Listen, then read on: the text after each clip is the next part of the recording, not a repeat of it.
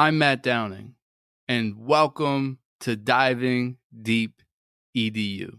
Today's episode is brought to you by Podpage. Podpage is the best service out there for easily and quickly creating your own podcast website. In fact, DivingDeepEDU.com was created using Podpage. It is super easy to use with nice customization and helpful features. Go to podpage.com to get started with a podcast website today. Use code DIVINGDEEP, all lowercase, to get your first month free or 50% off a premium membership.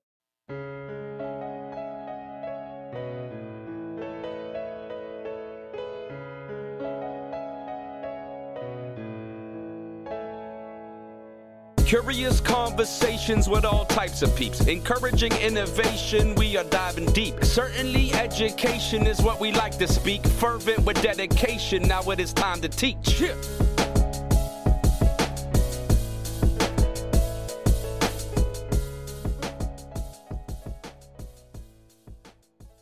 Hey everyone, and thanks for joining me on Diving Deep EDU. This podcast is based in conversations that are willing to go off on a rabbit trail or two in order to find those aha moments. Those times when someone is able to say something in a way that brings increased clarity. Now, I'm an educator, so much of our conversations will have that as the end goal.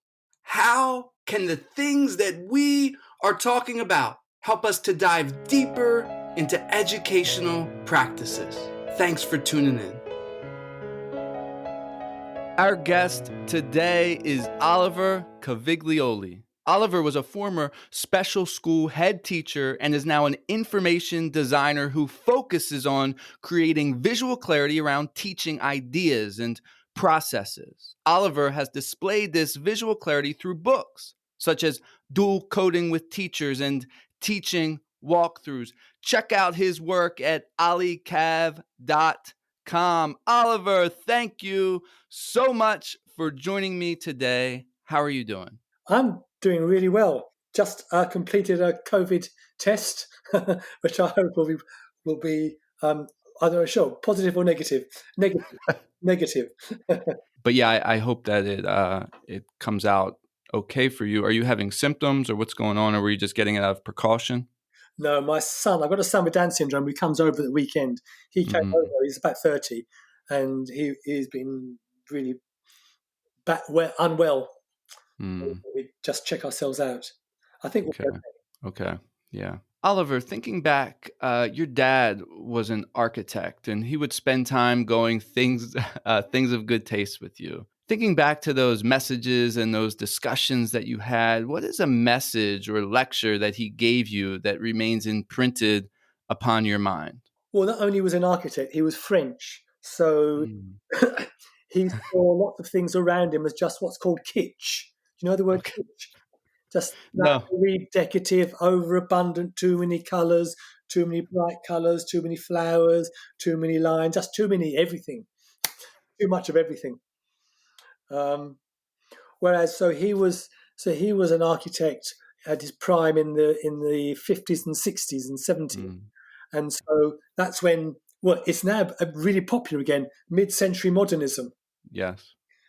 You know, we had the silliness of post modernism, which is just make everything up as if you're drunk and stick it together. But now, it really was. It was always going to be a short time joke.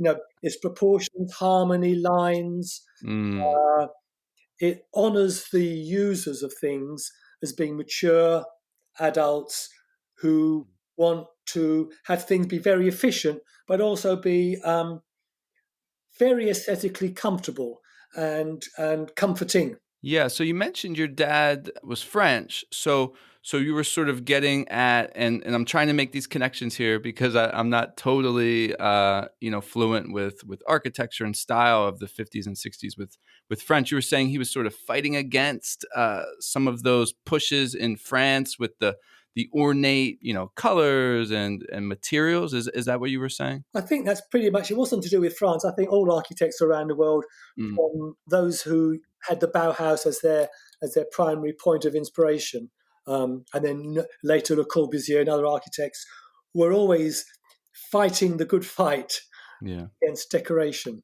And it wasn't Mm, just architecture as well. So he was also a typographer, book illustrator. Um, and when you're an architect and designer, everything's a question of design. Everything's a question of balance, proportion, symmetry. So as much care would be into the type of shoe you've got in relation to the trousers, the color, paintings, paint, anything to do with print.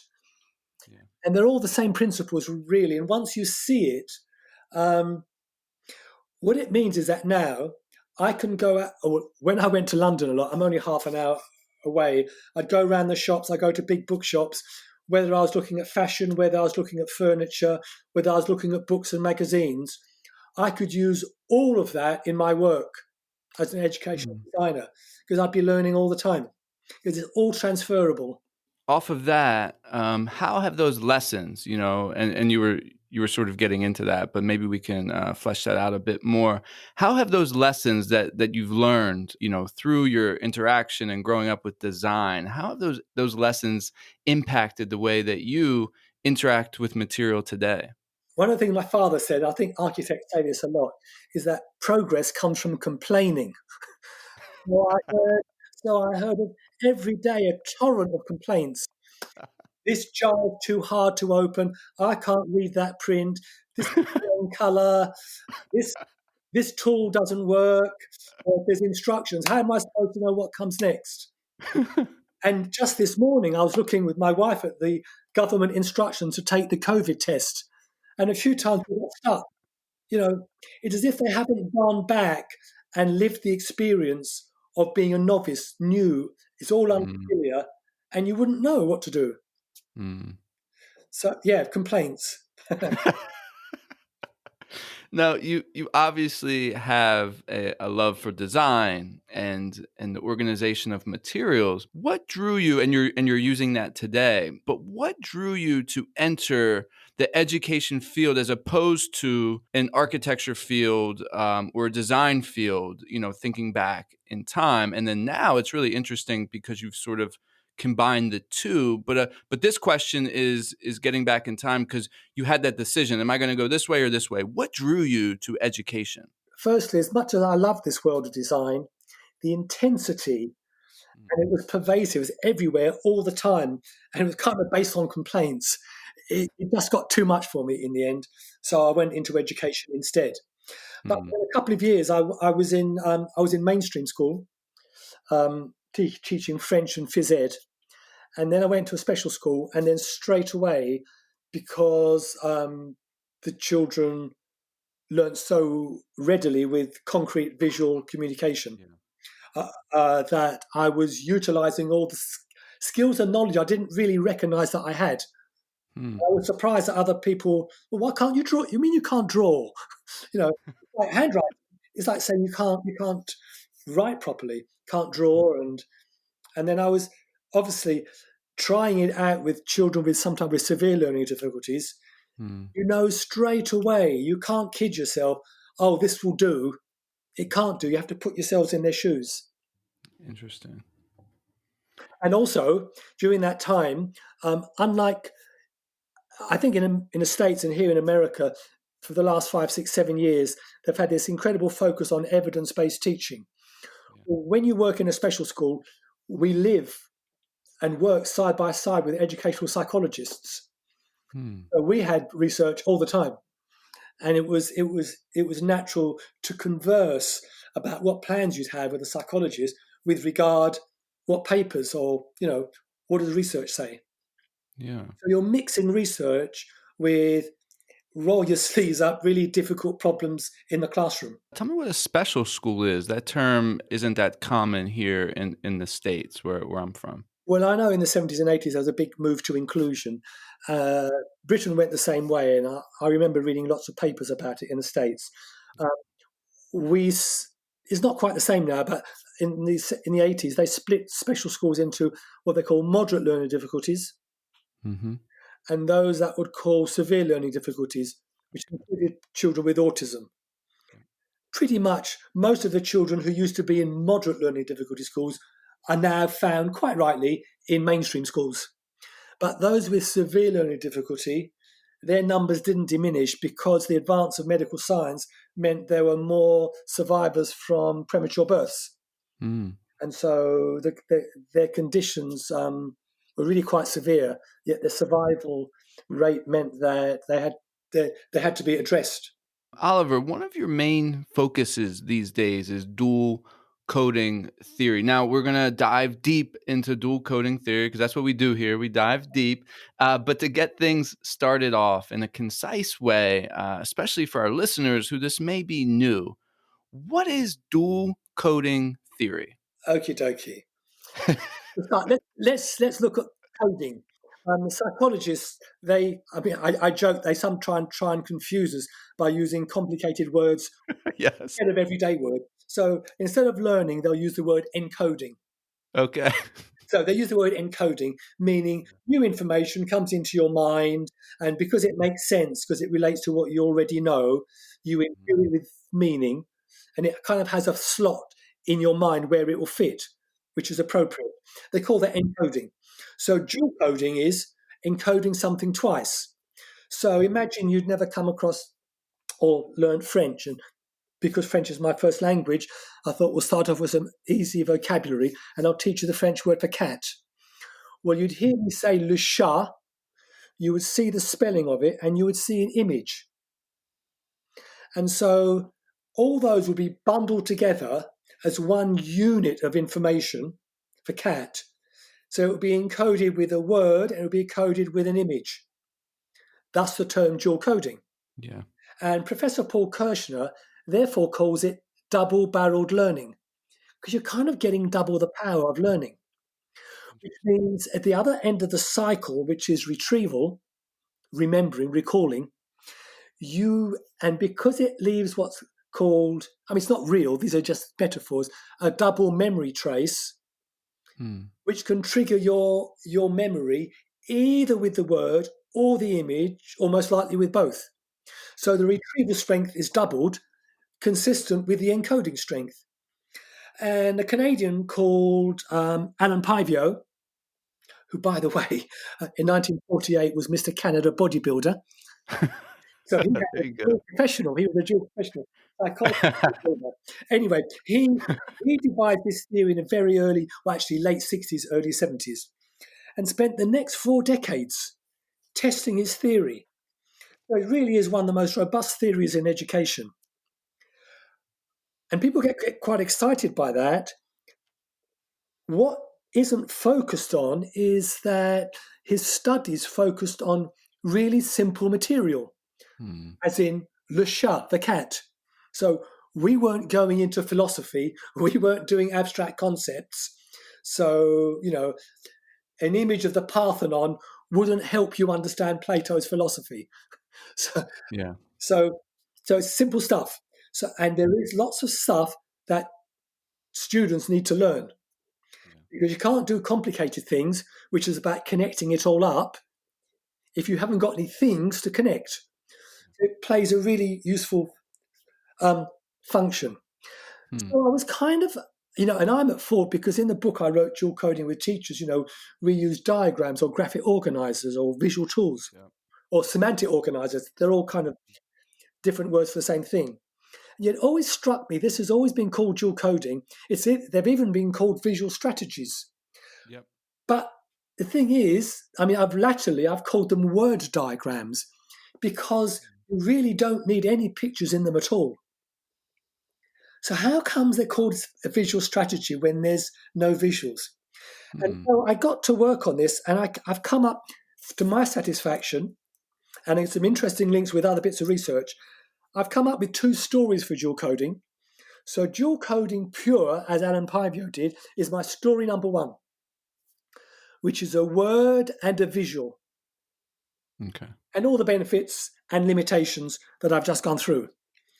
Then I wanted to, how could I explain this other notion of diagrams?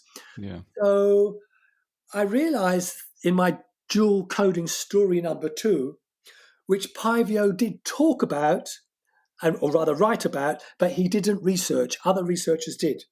And here, the significant difference is the word and the visuospatial. So the spatial component. Indeed, the visual component isn't absolutely necessary. It's really advantageous. So there are enough examples I've read in books. And last year I went to a college, students 16 to 21, where I met a chap who taught students with little or no sight. And he created diagrams. I mean, they weren't overly complex. And he put them in this machine called an embossing machine. So every line he drew became raised. And so his students would be presented with these embossed diagrams, and with their hand alone would access the spatial arrangement of the words, or maybe symbols, or the Braille system. Yeah. So now, obviously, it takes a lot more effort and is open to more mistakes than using your eyes. So the visual part is only, I mean, it's usefully so, but it's the means whereby we, with sighted people, can access the spatial relationship, and spatial relationship which creates the meaning. So in a way that a sentence, psychologists talk about sentential structures. Sentence. What transcends from being a horizontal list of words? Because sentences aren't just a list of words. Now, normally you think of list of words vertically. You could say a sentence is just a horizontal list of words, but it's not. It's the syntax, the grammar, pointing out the relationship between words, not just those that are just before, just after, but some words that are quite early on in a sentence, even to previous sentences. So the syntax or the grammar is what makes those words meaningful. Well, in word diagrams, it's the spatial positioning, whether things are close, part of, before, afterwards, far away, over, above, between, all those prepositions we use, and it's that which gives meaning to something. And that then links to a whole lot of other different theories. And this is where it's really interesting. I recently came across, I'm going to come back there. I recently came across some fascinating research about what makes a successful CPD. And these two researchers didn't just look at educational research.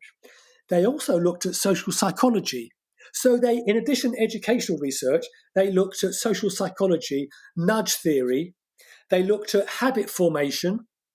Because essentially, that's what you want teachers to do when you have professional development, is to learn some new habits. Yep. Not completely all of them, but some of them.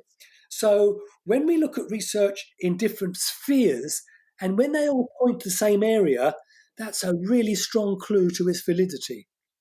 So back in the 30s, there was something called Gestalt psychology, where they looked at the human perception, and we saw that when things are grouped with proximity, when things are close, it's as if they have something in common.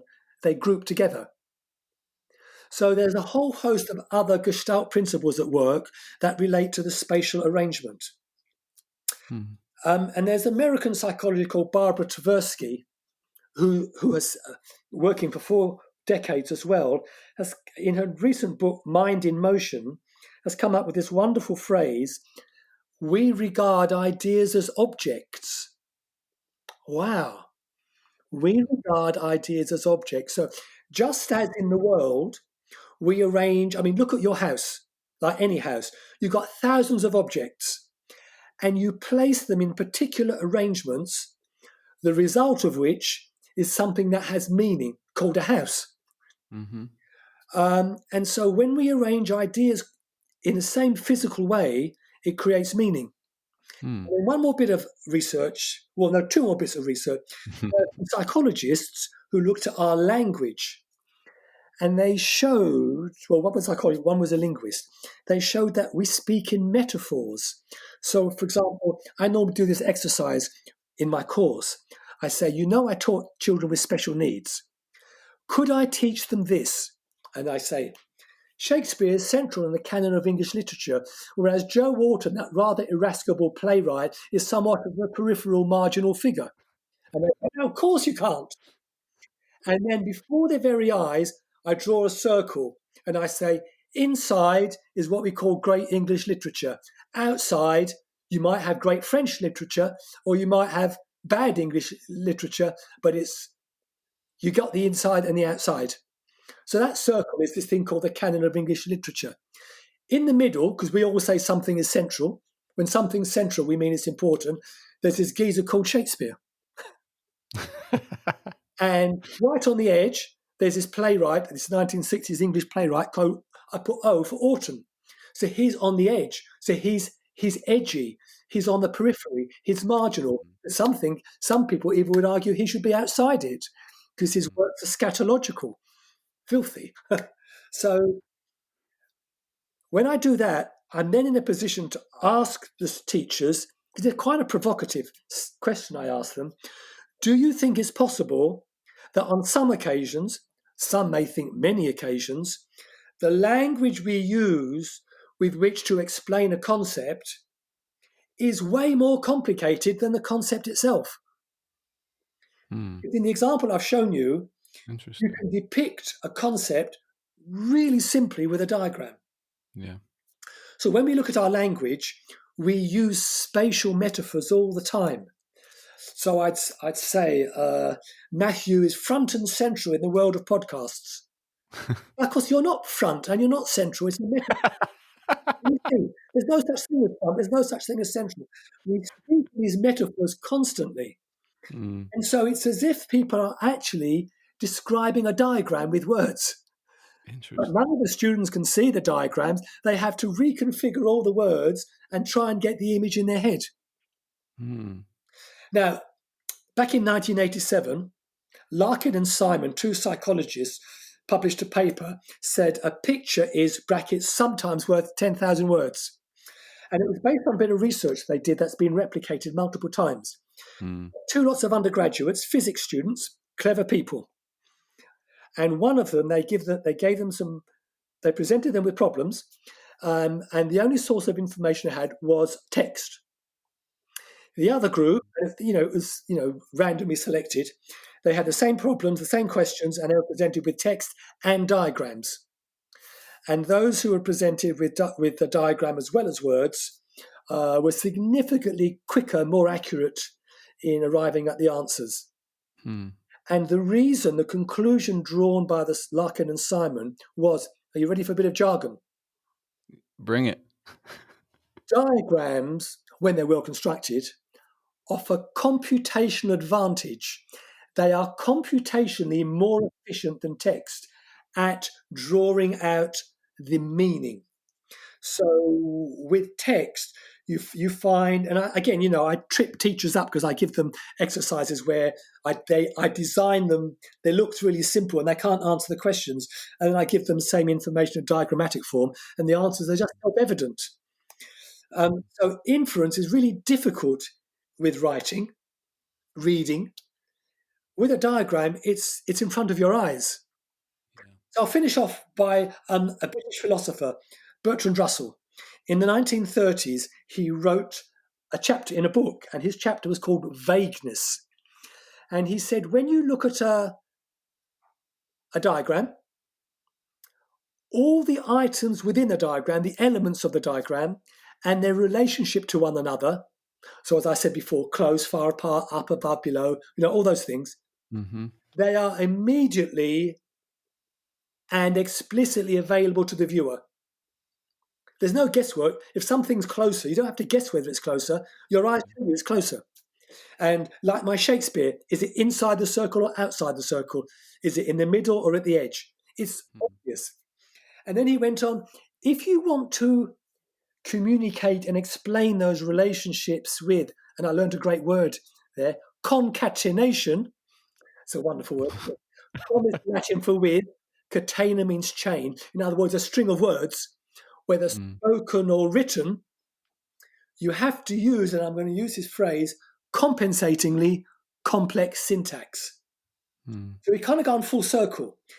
Things which are inherently simple and explicit become enormously abstract and problematic for a lot of children and students to understand when they are expressed solely in sentences. So Richard E. Mayer, who's been researching the field for over 4 decades, his conclusion is we learn better with words and images than with words alone. And that is for human beings. That's irrespective of what you think you learn better with or what you assert and convince you learn better with.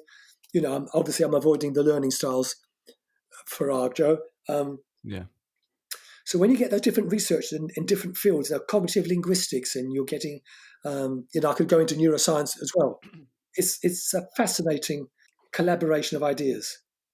A quick pause to hear a message from our sponsor. Upper Left Corner is a PNW true crime podcast now streaming on all major podcast platforms. If you get excited when your favorite true crime podcast tells a story about a place that you've been to or the town that you live in, then Upper Left Corner podcast is for you. Each week, I tell you a story of a crime that has taken place in the PNW and give you background about the town the crime occurred in. If you like true crime, check out Upper Left Corner podcast, now available on Apple Podcasts, Spotify, Google, and more.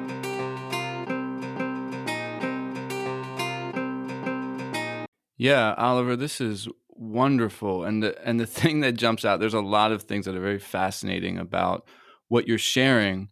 But I want to bring up that word collaboration that you just kind of ended with, because I love the way that you're collaborating with different fields, with different thought processes, even with different decades and times of thinking. You just brought us on a journey, bringing this philosopher with this psychologist and this educational thinker, this designer. And that is wonderful. And that brings depth to what you're trying to help us understand about dual coding theory and why it's so important. And I think it also highlights, your work at the special school, having that constant collaboration with those psychologists and the way that helped you then. And it's helping me now understand what you're explaining and bringing greater depth. So I really appreciate the way that you're doing that and the hard work and the research that you're bringing.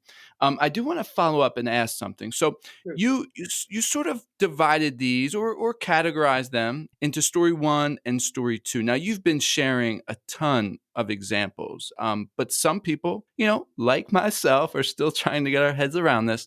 Would you be able to give us an example for story 1, a dual something that would exemplify dual-coded theory for the story 1, and then the story 2, thinking about spatial. Now, you have given us plenty of examples, but I guess I'm just asking for 2 more, one for story 1 and one for story 2. Sure. Story number 1 is you're learning French. You have a vocabulary list. You can't speak French without knowing some vocabulary. Any language. So there's some interesting thing to do with languages, but the bedrock here is you need to learn a lot of words off by heart. So you would present a list of words to your children, and alongside them, they would have an image. Now, either you provide the image or they look for it and provide it. That's just a question of approach. Yes. Essentially, you get a word and an image, and then you look at them both, and then you test yourself, you check it, and then you look at it again and you check it, and it's the word and the image. Great. So it's really, really quite simple. Yeah, that's really helpful. Yeah. Story number 2, which, by the way, John Sweller of cognitive load fame, he calls it dual mode. And Richard E. Mayer, who I just mentioned, he calls it, I think bizarrely, the multimedia learning principle, which apart from being long-winded is multimedia. I'm thinking of acetates, I'm thinking of tape recorders. Yeah. Means your own. So I come up with a more kind of sexy term, duomodo. There you go. It's a bit like Duolingo, duomodo. Yeah. Anyway, so that would be, actually, here's a really good example. Especially, it comes from my special school. One of the things that I'm finding increasingly fascinating is when research contradicts each other. So we know with cognitive load and really tiny working memory, children with special needs have a smaller, even more constrained working memory than anybody else. So we mustn't overload them. At the same time, we also know that if I give an instruction to do a task with 3 steps for the whole class, but those children who need extra help, the steps are too large, I need to break it down, salami slice it. So they need 9 steps. Mm-hmm. So where you might need 3 steps, that's fine. You know all the bits in between. Someone else in your class needs 9 or 12 steps. So the psychology is called task analysis, salami slicing. I break it into really tiny steps, which is really good for them. However, 12 steps overwhelms them. Yeah, true. It's a really real problem. Yeah. Now, if I draw a simple flowchart, 1, I've captured time. I can put all the future in, and instead of having 12 steps, I could just have 3 steps like you've got, but each one I break it out a bit like a mini mind map into 4 smaller steps. So I could present that with everybody. So everybody's got all the details, and it's static. One of the things that John Sweller talks about, and it's a really common problem in teaching, is called the transient information effect. And some of your listeners may be experiencing it now. The words we're speaking, particularly me, are fast and furious, and they all disappear. Well, you are recording it. They all yeah, it's recorded. So your working memory gets overloaded. The thing about a diagram is it's in front of your mind and it doesn't disappear. So then I've got these 3 major steps, left to right, because in the West we know time goes from left to right. It doesn't really. That's why we have phrases going forward. Actually, no one's going forward. It's a metaphor. And so we group the details around the 3 steps. So the student with special needs has got it all handled. They can kind of chart their way through. Yeah. And the more able children like you only need the 3 steps, but those 4 extra details, they don't give you something else to check yourself against. Yeah.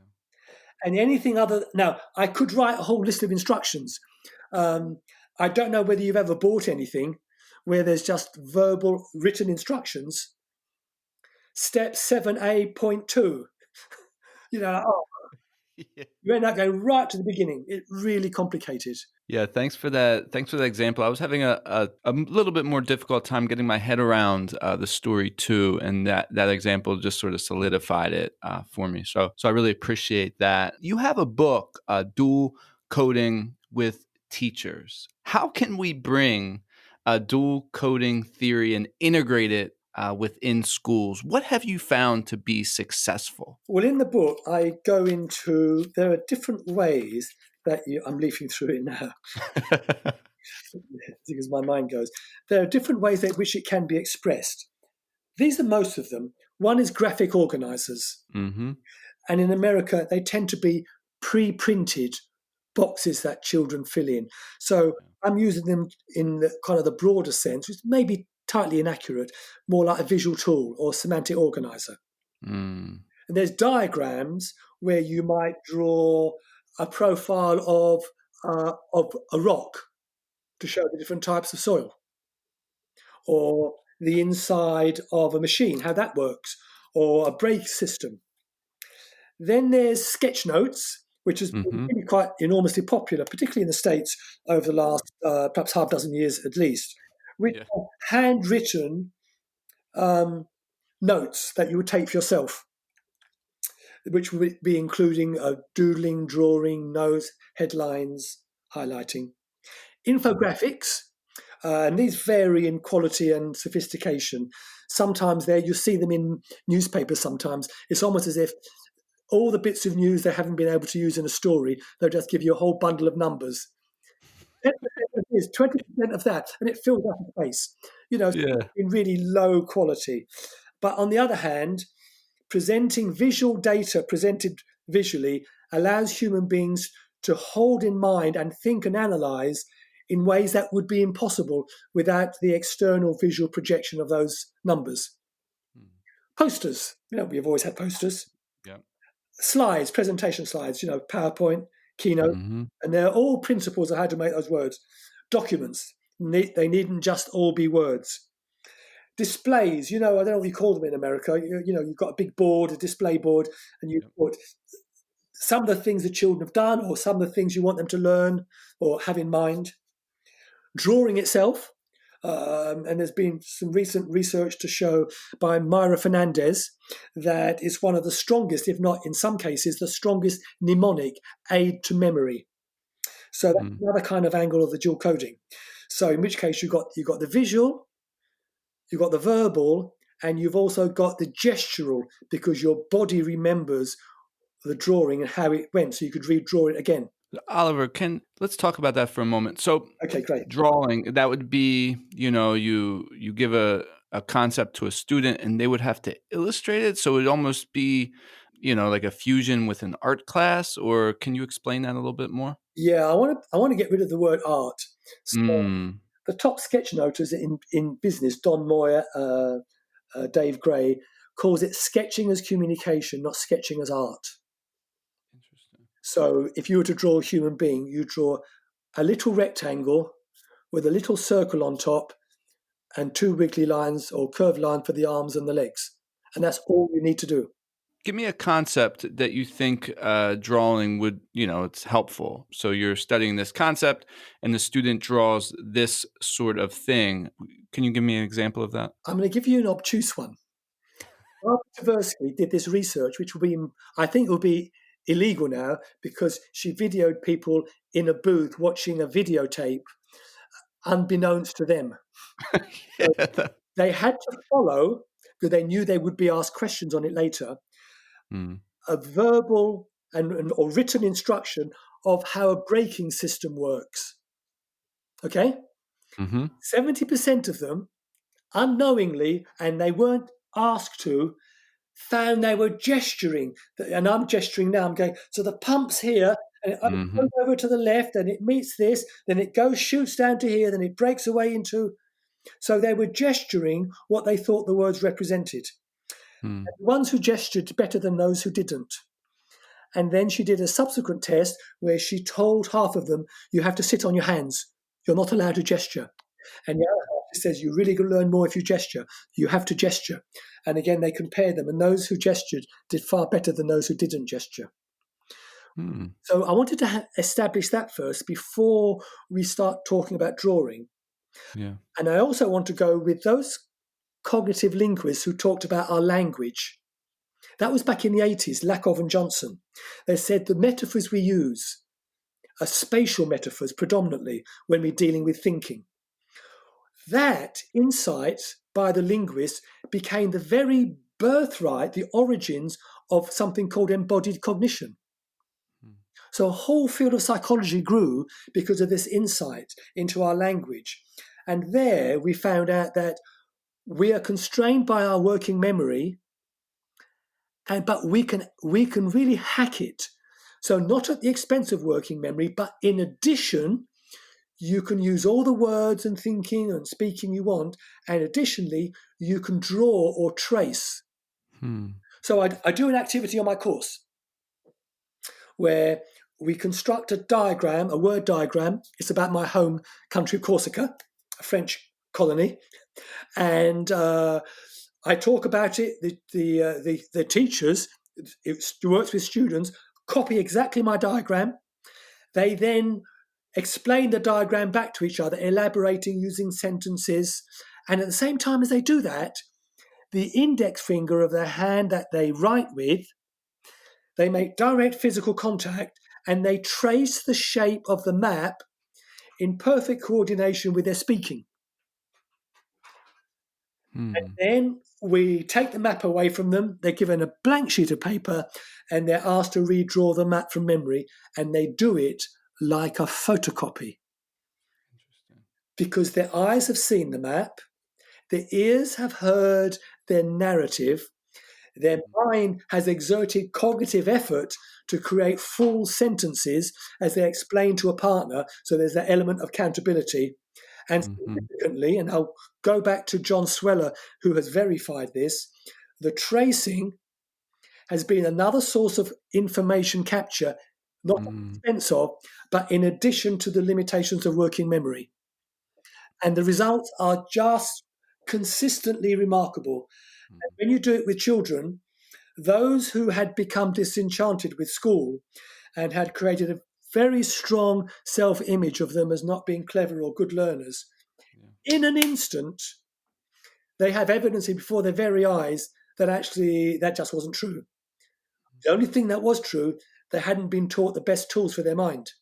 Yeah, this is really helpful, and I want to thank you for sharing that and those examples of drawing, because I mean, I just want to share, I've been guilty of, sort of relegating the idea of tracing or illustrating to either the art sector or sort of an elementary understanding. And I really appreciate you bringing the research forward and bringing it front and center and helping us understand the idea of physically tracing or physically drawing, physically doing. There's a process that happens in our brain that's really helpful and important. So thank you for sharing that. Warning, this is an invitation to return to progressive education and get the coloured pencils and draw what you want to. Yeah. If it isn't intimately and rigorously tied to an expression of a concept, it's just doodling. So just want to tie it to the bit of research. Last year, John Sweller, he wrote a paper which is free on the internet, 2019. It was a 20-year review of cognitive load theory. And he updated it. And one of the most significant updates, I think, is the acknowledgement of an inclusion of embodied cognition. And he mentions a bit of research by Chi and her colleagues, in which one group were given a problem for which they were given a worked example, which is a really strong strategy from cognitive load, which is basically breaking a learning strategy into several components so you know what to do. Yeah. So I teach you how to take a radio apart. I'll show you step 1, step 2, step 3. They don't disappear, so you can just copy what I'm doing. The other group had the worked example, and I think it was a geometry problem. And in addition, they were instructed to trace the angles of the problems. And as powerful as worked examples are, the group with worked examples and the tracing outperformed the worked examples alone. And that totally convinced Sweller, and it now has a valid place in cognitive load theory, the notion of embodied cognition. Oliver, you grew up, just as a little bit of a tangent, you mentioned earlier speaking French in the household? Yes. Now, today, I'm just sort of curious, are you speaking French in your household? No, my wife would smack me. She's English, and I fail to teach my children how to speak French. I say that I'm going as red as my book. So when do you have a chance to sort of speak in your first learned tongue? So rarely. Some of my old friends on Facebook, but otherwise I very rarely speak. Yeah. Do you miss it? Yeah, because you really do start to, it sounds corny to say you think differently. In some sense, you feel different. You feel a different person. Oliver, you've interacted with a lot of schools and tons of educators. As you reflect upon those interactions, the many interactions, much of your work, what's been some of the things that have been most inspiring for you? I think the thing that's most inspiring about teachers, I'm still going to revolve it around a conceptual idea, the idea of immediate feedback.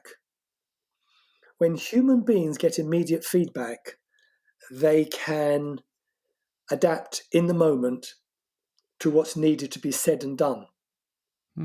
And so there's been this myth proposed by people who are against direct teacher instruction, that it's just the teacher at the front talking all the time. It's not. The teacher directs the conversation. It all goes through the teacher, but it results in highly interactive classrooms. So my colleague who I'll mention soon, Tom Sherrington, with whom I was engaged in a big project, he says the one technique he identifies in his observations, which teachers are convinced they do very well, and they convince they do it frequently, is the one technique that Tom finds teachers on the whole don't do very well and they don't do sufficiently frequently.